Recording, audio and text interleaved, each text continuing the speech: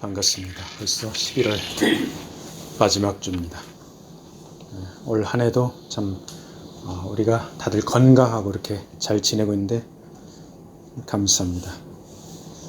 우리 주변에 보면은 그렇게 몸이 아파가지고, 그리고 또 이제 몸뿐만 아니라 정신적으로 이렇게 고통을 당하고 있는 그런 분들 꽤 많죠. 그리고 이제 자연재해로 또 고난을 겪는 사람들도 많이 있습니다.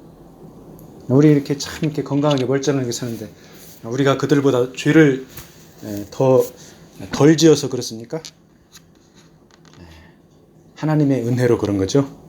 우리가 그 사람들보다 더 착해서 그런 것이 아닙니다. 오늘은 큰 병에 걸렸다가 다시 살아난 그 나사로의 이야기를 같이 한번 나눠보도록 하겠습니다. 오늘의 제목은 회복시켜 주시는 예수님입니다. 자, 오늘 본문에 보면은 요한복음 11장에 등장인물이 등장하죠. 그 중에서 말을 한마디도 안 하는 등장인물이 있어요. 누굽니까? 나사로입니다. 자, 나사로는 어디에서 살았냐면은 그 예루살렘에서 좀 떨어진 그 베단이라는 동네에 살았습니다. 이 베단이라는 동네는 그 당시에 그 가난하고 그 비천한 사람들, 이런 사람들이 사는 동네였습니다. 거기에 이제 나사로의 누이들 그 마리아와 마르다도 그 동네에서 살았습니다. 이 나사로가 병에 걸렸는데 보통 병이 아닙니다. 죽을 병에 걸렸습니다. 그래서 이제 죽을 날만 기다린 것 같습니다. 죽을 날을 기다리는 나사로의 마음 어땠을까요? 고통과 절망 가운데서 허전하게 하루하루를 지냈을 것입니다. 이렇게 소망 없는 나사로에게 그나마 위로가 된 것은 가족들이었죠. 따스한 마음을 가진 누이들 마리아와 마르다가 옆에 있어서 참 나사로에게 위로가 되었습니다. 마음과 몸이 아픈 사람은 옆에 가족이 됐든 친구가 됐든 자신을 알아주고 옆에 있어 주는 것만으로 큰 위로가 됩니다. 자, 그리고 이 자기 가족을 사랑하는, 그러니까 나사로의 가족을 사랑하는 예수라는 분이 있었습니다. 이 나사로는 이 예수라는 분, 죽기 전에 참 이분을 참 만나보고 싶었습니다. 물론 그 전에도 만났고 참 친한 그런 사이였는데 이 예수님을 다시 한번 더 만나고 싶었습니다. 이 나사로와 누이들 마리아와 마르다는 예수님께서 불치병자를 치유한다는 것을 알고 있었고 개인적인 그러한 친분도 있었습니다. 그래서 다른 지역에 계신 예수님께 이 누이들이 사람을 보냈습니다.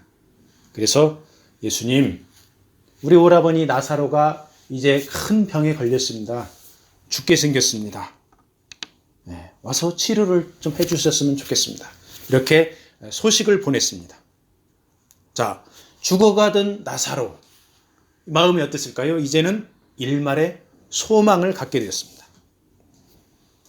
이 나사로 가족과 예수님은 꽤 특수 관계에 있었습니다.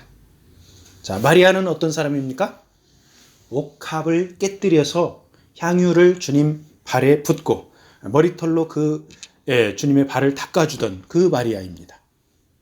나사로는 예수님의 사랑하시는 자라고 이렇게 3절 그리고 36절에 이렇게 말씀하고 있죠. 그래서 나사로는 아마도 이런 생각을 하지 않았을까. 자, 예수님이 나와 친한 사이고 예수님이 나를 사랑하시는 분인데 이제 누이들이 가서 내가 아픈 것을 알렸으니까 예수님이 분명히 와서 나를 고쳐줄 거야. 그 예수님은 중풍병자도 고쳐주셨고 앞을 못 보는 맹인도 보게 만든 그런 분인데 분명히 와서 나를 고쳐줄 거야. 나는 이제 살았구나. 예수님께서 속히 오셔서 내 병을 치료해 줬으면 좋겠다. 자, 나사로는 이런 소망을 가지고 손꼽아서 예수님을 기다렸을 것입니다. 그런데 예수님은 나사로가 중병에 걸려서 죽어간다는 소식을 전해 듣고 어떻게 반응을 합니까? 속히 가서 치료해 주지 않습니다. 그러면서 뭐라고 말씀하십니까? 이 병은 죽을 병이 아니다. 하나님의 영광을 위해서이다. 이 병은 하나님의 아들이 영광을 받게 하려는 것이다. 이렇게 말씀을 하세요. 자, 여기에서 관점의 차이를 볼 수가 있습니다. 자, 나사로와 누이들의 관점은 오직 병에서 치유받아 회복되는 것입니다. 근데 예수님의 관점은 어떻습니까? 하나님 나라 차원입니다. 나사로를 통해서 하나님이 영광을 받고 하나님 나라가 선포되고 하나님 나라가 확장되어진다는 그런 메시지를 예수님께서 말씀하고 있는 것이죠. 자, 우리가 살다가 이제 육체적 질병으로 또는 재정적인 문제로 또는 인간 관계에서 다가오는 갈등들이 참 많이 있죠. 그래서 고통을 겪기도 합니다. 자, 대부분의 사람들, 특히 크리스찬들도 이렇게 힘들게 살 때는 초점이 어디에 맞춰져 있습니까? 문제 해결입니다. 그 문제에서 빨리 벗어나고 싶습니다. 이게 초점입니다. 그런데 주님께서는 우리에게 한 차원 더 업그레이드해서 하나님 나라에서 현실을 바라보라. 이렇게 말씀하고 있습니다. 나에게 주어진 이 절망적인 상황에서 하나님이 어떻게 나를 회복시키시고 그로 인해 하나님 나라가 세워질 것인가? 내 가족의 고통, 내가 속한 공동체의 갈등을 통해서 하나님은 어떠한 방식으로 문제를 해결해 주시고 하나님 나라를 회복과 부흥의 길로 인도할 것인가? 이렇게 하나님 나라의 관점을 가지라고 우리에게 촉구를 하고 계십니다. 자, 나사로의 병이 하나님의 영광을 위한 것이라고 말씀한 주님이 곧바로 출발해서 이제 나사로를 치료하러 갈 줄 알았는데 원래 계시던 곳에 이틀이나 더 머물고 계십니다. 그러면서 제자들에게 무엇이라고 말합니까? 자, 이제 가자. 나사로가 잠들었으니 깨우러 가자. 이렇게 이야기를 합니다. 그런데 나사로는 어떤 상태입니까? 벌써 죽었습니다. 예수님을 기다리다가 죽어버렸습니다. 그리고 이제 누이들 마리아와 마르다는 이제 끝났다. 오라버니는 이 세상과는 작별이다. 예수님이 너무 바쁘셨나 봐. 예수님이 올 때까지만 우리 오라버니가 살아있었다면 얼마나 좋았었을까. 마리아와 마르다는 이제 죽은 오라버니를 장례를 치르고 동굴 속 무덤에다가 안치를 했습니다. 그런데 주님은 이 나사로가 잠들었다고 표현하면서 깨우러 가자 이렇게 말씀하시죠. 우리가 믿음 생활하면서 상황 끝이다. 이제는 끝장났다 하고 소망을 내려놓고 거기서 떠나는 경우가 많이 있습니다. 힘쓰고 애써서 기도했는데 응답은 안 되고 상황이 최악으로 끝나버립니다. 마치 예수님을 기다리다가 나사로가 죽은 것처럼 말입니다. 인간적으로 보면은 절망 그 자체이고 불가능 그 자체인 일들에 부닥칠 때가 있습니다. 그런데 내가 보기에 끝나서 포기했을 때 주님은 그때 우리를 찾아오십니다. 하나님의 특별한 은혜가 언제 시작됩니까? 인간의 능력이 끝나는 데서 시작됩니다. 그래서 내 생각에 절망적인 상황 같아도 하나님께서 어떻게 역사하실 것인가 기대하고 소망하고 주님 앞에 간구해야 할 줄로 믿습니다. 그러니까 예수님께서 제자들과 함께 베다니에 도착하자 먼저 이제 마르다가 마중 나와서 맞이합니다. 그러면서 하는 말이 주님께서 여기 계셨더라면 내 오라버니가 죽지 아니하였겠나이다. 자, 이렇게 말하는 마르다의 뉘앙스가 어떻습니까? 오라버니 죽었으니까 이제 끝입니다. 이런 이야기죠. 예수께서 오라비를 다시 살린다고 꿈에도 생각을 하지 못합니다. 그래서 예수님이 말씀하시죠. 네 오라비가 다시 살리라. 이렇게 말씀을 하시는데도 마르다는 뭐라고 대답합니까? 마지막 날에, 그러니까 지금 현재가 아닌 마지막 날에 부활 때 다시 살아날 것을 믿습니다. 이렇게 대답을 하죠. 그저 예수님께서 뭐라고 말씀하십니까? 나는 부활이요 생명이다. 이렇게 선포하십니다. 요한복음을 읽다 보면은 예수님께서 나는 무엇이다. I am 무엇 이렇게 하는 그런 표현이 몇 군데 나옵니다. 자, 이러한 표현들이 출애굽기 3장 14절에 나오는 하나님의 이름 나는 스스로 있는 자와 관련되어 있습니다. 영어로 보면은 I am who I am 스스로 있는 자죠. 그래서 예수님께서 하나님의 아들이심을 선포하면서 나는 생명의 떡이다. 요한복음에서 이렇게 말씀하고 있죠. I am the bread of life. 그리고 나는 세상의 빛이다. 또 이렇게 표현하고 있습니다. I am the light of the world.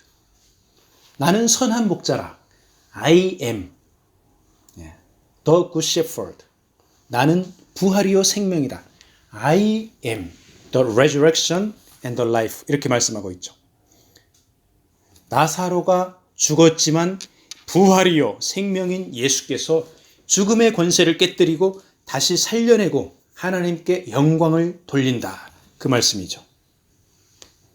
자, 예수께서 부활이요 생명이라는 말을 들은 마르다는 주는 그리스도시요 세상에 오시는 하나님의 아들이십니다. 하고 이렇게 신앙 고백을 합니다. 그리고 자매 마리아를 불러가지고 예수님이 너를 부른다. 이렇게 소식을 전해주죠. 자, 마리아도 동일하게 이제 예수님 계신 곳으로 와서 예수님 발 앞에 엎드려서 엉엉 웁니다. 그러면서 주께서 여기 계셨더라면 오라버니가 죽지 아니하였겠나이다. 이렇게 이야기를 합니다. 자, 마리아 역시 마르다처럼 예수님이 현장에서 당장 오라버니를 살려낼 것이라고 꿈에도 생각을 못합니다.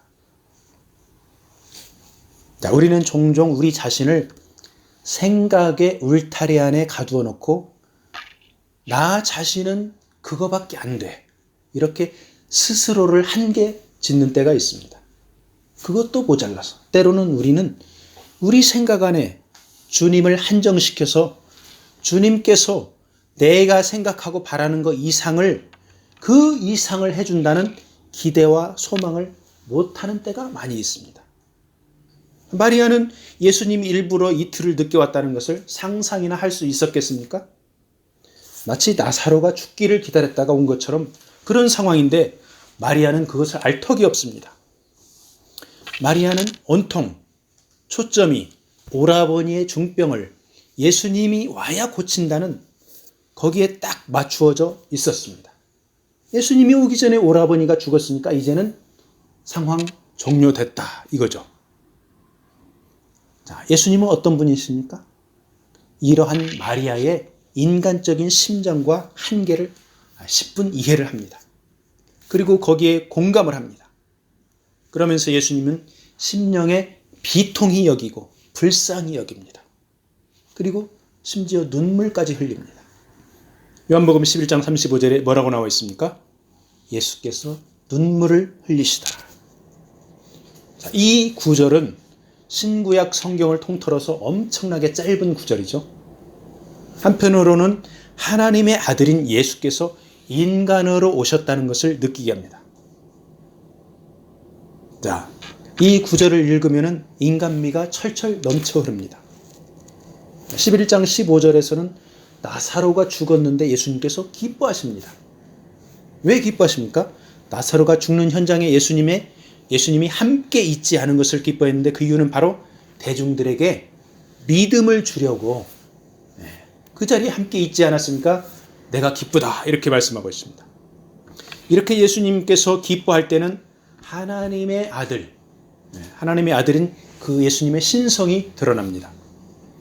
자, 그런데 이번에는 마리아가 발 앞에 엎드려 울자 예수님이 같이 눈물을 흘립니다. 예수님께서 우리들과 동일한 한 인간이었다. 이러한 사실을 보여주죠. 자, 자, 그렇기 때문에 우리의 낙심과 절망과 슬픔과 괴로움을 예수님께서 충분히 이해를 하십니다. 자, 그런데 왜 예수님께서는 많은 사람들 중에 나사로 가족을 사랑하시고 나사로를 위해서 눈물까지 흘렸을까요? 하나님의 아들이면서 동시에 사람으로 오신 예수님이 이 땅에 지낼 동안 이 나사로 가족과 특별한 관계를 맺었기 때문입니다. 예수님과 동고동락한 제자가 12명이 있었습니다. 그 12명도 예수님과 아주 친밀한 관계였죠. 그런데 이 나사로 가족은 또 다른 차원으로 주님과 특별한 관계를 맺은 것입니다. 자, 우리가 모든 사람을 사랑하고 섬겨야 합니다. 그런데 특별히 정이 가는 사람이 있습니다. 그런 사람들하고 친하게 지내죠. 자, 이것은 사람을 차별한다기보다 특별한 관계를 형성했기 때문에 그런 것으로 볼 수가 있습니다. 자, 마치 예수님이 마리아를 보면서 눈물을 흘린 것처럼 말이죠. 그래서 우리가 사회생활을 하면서 많은 사람을 만나면서 개인이나 집단을 차별하면 안 되죠. 차별하면 안 되는데 구별은 해야 됩니다.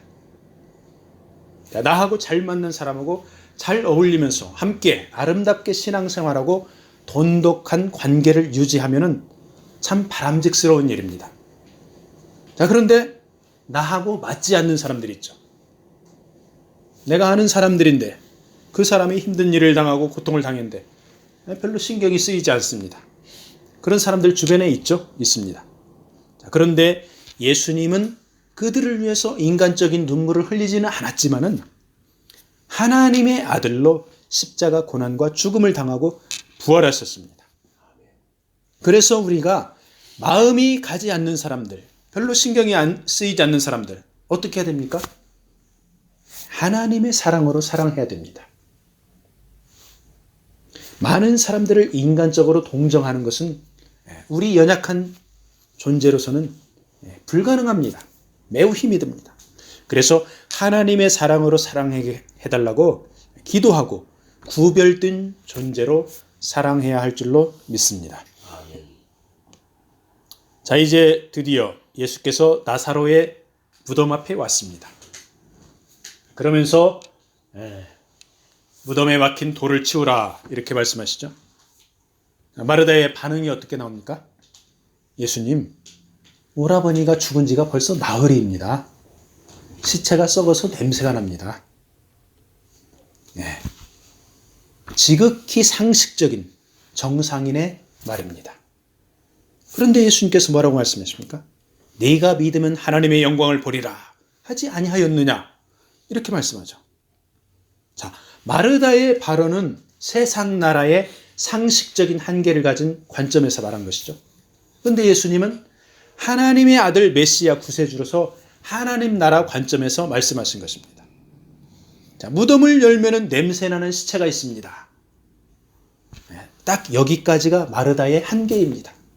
그리고 이 마르다의 생각은 바로 우리 모두의 한계이기도 합니다. 그런데 예수님은 이 한계를 훨씬 뛰어넘습니다. 그러면서 하나님의 영광을 선포합니다. 하나님께 감사하고 하나님께서 아들 예수 그리스도를 이 땅에 보내신 것을 믿게 하려 함이라 이렇게 기도합니다. 그리고 나서 외치죠. 나사로야 나오너라. 자, 인간적인 감성을 가지고 눈물까지 흘린 예수님께서 이번에는 하나님의 아들로 외치는 것입니다. 인간의 고통이나 죽음보다 더 강한 것이 있습니다. 그것이 무엇입니까? 바로 하나님의 사랑입니다. 하나님의 사랑이 너에게 임했으니 이제 나사로 너는 새 생명을 얻었다. 나는 부활이요 생명이 내가 명하노니 무덤에서 일어나 나오라. 우주 만물의 창조자여 통치자인 하나님의 아들의 권세로 말하노니 새 생명을 입으라. 이렇게 예수님께서 외친 것이죠. 나사로에게 외친 예수님께서 오늘날 우리에게 동일하게 우리 마음을 두들기고 계십니다. 내가 너를 위해서 고난받고 죽기까지 했다. 그것은 바로 하나님의 사랑을 주고 새 생명을 주기 위함이다. 이제 십자가의 고난과 부활 가운데 너희도 새 생명을 입어라. 이렇게 우리의 마음을 두드리고 있습니다. 그 주님과 동행하면 우리도 하나님의 영광에 동참하게 됨을 믿습니다. 아멘. 자, 나사로의 나오너라는 예수님의 말씀에 수건과 배로 동여진 채로 나사로가 무덤에서 걸어서 나옵니다. 몇 시간 있다가 하루 정도 있다가 죽은 사람이 있다는 그러한 의학계의 보고가 있습니다. 현대에도 그런 사람들이 가끔 있습니다. 몇 시간 있다가 다시 살아나는 사람들이 있습니다. 자, 그런데 나사로는 어떻습니까? 나흘 만에 살아났습니다. 이것은 시체가 썩어서 냄새날 정도입니다. 의학적으로 도저히 불가능한 그러한 부활이 이루어진 것이죠. 자, 불가능을 가능하게 하는 것은 전적으로 하나님의 주권입니다. 예수님 당시에 그렇게 많은 사람들이 죽었는데 예수님께서 다시 살려낸 사람 아주 극소수죠. 그래서 일단은 우리는 예수님과 특별한 관계를 유지해야 합니다. 자, 나사로 가족처럼 주님과 특별한 관계를 가질 때 주님이 눈물도 흘려주시고 죽음에서 살려주시기도 합니다. 주님과 특별한 관계를 갖는 방법을 우리는 다 알고 있죠. 말씀과 기도로 하나님께 더 가까이 가면 됩니다. 그런데 어떠한 관점을 가지고 이렇게 말씀을 묵상하고 기도를 해야 되느냐, 이것이 매우 중요합니다. 바로 하나님 나라 관점을 가지고 주님과 특별한 관계를 맺어야 되겠죠. 자, 개인적인 야망이나 욕심, 가정의 이익, 집단의 기득권, 그 다음에 내 교회 중심적인 자세, 이러한 관계로, 이러한 초점으로 주님께 나가면은 그것은 하나님 나라 관점이 아닙니다. 자, 하나님 나라 관점은 주님과 함께 죽는 것입니다. 나사로가 죽었기 때문에 부활한 것입니다. 자, 병들었다가 나왔으면 그것은 부활이 아니고 치유받은 것이죠. 주님과 함께 나 자신을 죽일 때 우리 한계 상황, 우리의 절망 모두 내려놓을 수가 있습니다. 여러분과 제가 하나님 나라 관점으로 주님과 특별하고 친밀한 관계를 가지기를 축복합니다. 아멘. 예수께서 나사로를 살리자 이 일을 보고 많은 유대인들이 주님을 믿었습니다. 그런데 어떤 자가 바리새인들에게 가서 예수님이 하신 일을 일러 바칩니다. 그래서 놀란 대제사장과 바리새인들이 예수님을 죽이려고 본격적으로 준비를 합니다. 자, 바리새인들에게 예수님이 하신 일을 보고하러 간 이 사람을 한번 보세요. 왜 그랬을까요? 왜 가서 고자질했을까요? 마음을 빼앗겼기 때문입니다. 진리가 아닌 것에 마음이 뺏기면은 나보다 권력이나 돈 있는 사람에게 잘 보이려고 고자질도 하고 아첨도 하고 타협도 합니다. 그러나 우리 마음이 진리 가운데 있으면, 즉 어두움의 세력, 미혹해 하는 것들의 마음을 빼앗기지 않으면 나사로가 살아나는 상황을 보면은 하나님을 찬양을 합니다. 하나님의 말씀이 선포되고 하나님 나라가 확장될 때 우리는 기뻐하고 즐거워하면서 하나님을 찬양해야 할 줄로 믿습니다. 아멘. 자, 말씀을 마무리하겠습니다. 오늘 우리가 나눈 그 나사로의 부활은 요한복음에 나오는 7가지 표적 중에 하나입니다. 표적은 각각의 그 상징이 있습니다. 나사로의 부활은 예수께서 생명이시다 하는 것을 말씀하고 있죠. 그리고 예수님의 부활을 예표하고 있습니다. 우리가 어떻게 예수님의 생명과 부활을 누릴 수가 있습니까? 포도나무이신 예수님께 붙어 있기만 하면 됩니다. 그리고 이 나사로의 표적의 목적이 있습니다. 목적은 하나님의 영광을 드러내기 위함입니다. 그리고 사람들이 믿게 하기 위함입니다. 자, 하나님 나라 관점으로 내 주변과 세상을 보면은 우리가 하나님의 영광에 조금씩 더 가까이 갈 수가 있습니다. 자, 나사로 이야기는 어쩌면 우리 각자의 모습을 보여주기도 합니다. 나의 한계와 낙심, 우리가 내려놓고 온전케 하시는 주님을 바라보기를 원합니다. 주님은 우리 각자 한 명 한 명을 회복시키기 위해서 죽기까지 하셨습니다. 죽음의 권세를 깨뜨리고 다시 살아나신 그 주님과 이번 한 주간도 동행하기를 축복합니다. 아멘. 아멘.